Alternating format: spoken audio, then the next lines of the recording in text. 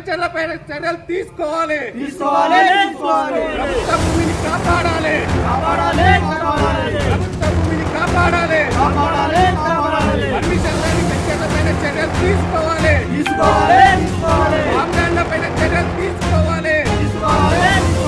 వామ్లాండ్లపైన చర్యలు తీసుకోవాలి.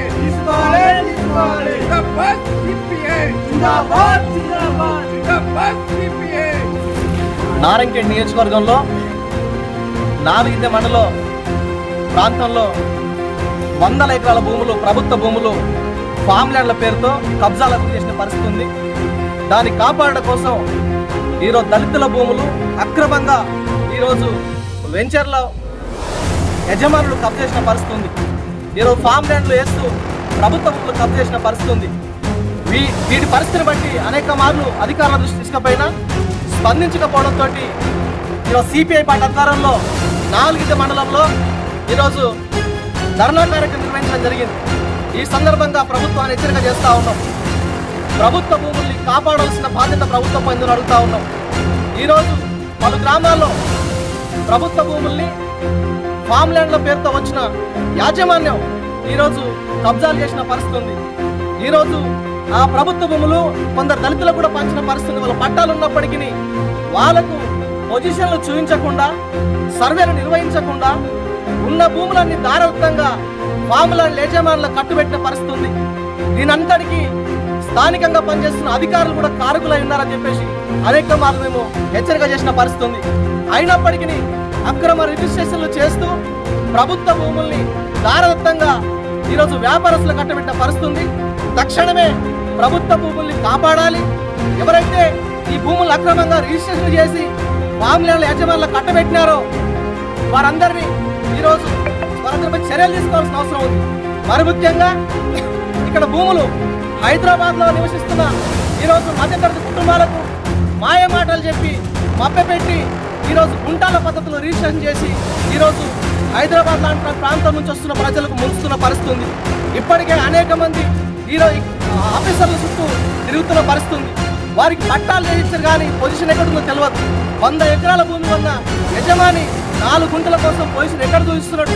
రిజిస్ట్రేషన్లో ఒక భాగం చూపిస్తున్నాడు. పొజిషన్ పోతే అక్కడ స్థలం లేదు. వారికి ఇన్సూరెన్స్ క్లెయిమ్ వర్తిస్తుందని చెప్పేసి అనేక మాయమాటలు చెప్పి అరచేతిలో వైకుంఠం చూపిస్తున్న పరిస్థితి ఉంది. పాంప్లెట్లో చూస్తే జామ చెట్లు, నిమ్మ చెట్లు, కొబ్బరి చెట్లు, బత్తాయి చెట్లు అనేక చెట్లు చూపిస్తారు. కానీ అక్కడ రాళ్ళ తప్ప ఏం లేవు. ఇవన్నీ చూసిన అనేక మంది ముఖ్యంగా సాఫ్ట్వేర్లు కానీ, మధ్యతరగతి కుటుంబాలు కానీ, వ్యాపారం చేసుకుంటున్న వారు ఇక్కడ భూములు నష్టపోతున్న పరిస్థితి ఉంది. వారందరినీ కూడా కాపాడాల్సిన బాధ్యత అధికారులపై ఉన్నది.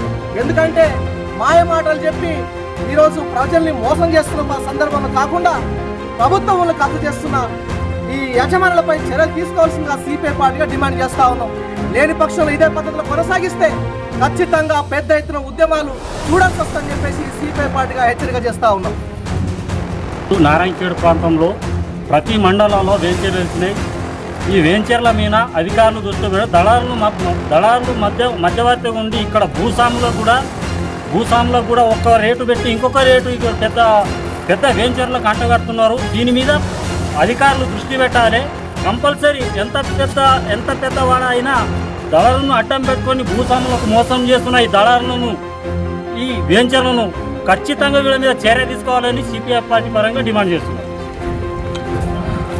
నాగల్గిద్ద మండలంలో విచ్చలవిడిగా వెంచర్లు వేస్తూ ప్రజల్ని మోసం చేసే పరిస్థితి ఉంది. ఇప్పటికే అనేక మార్లు ప్రభుత్వ దృష్టికి తీసుకెళ్లిన అధికారులు మట్టు పట్టించుకోవడం లేదు.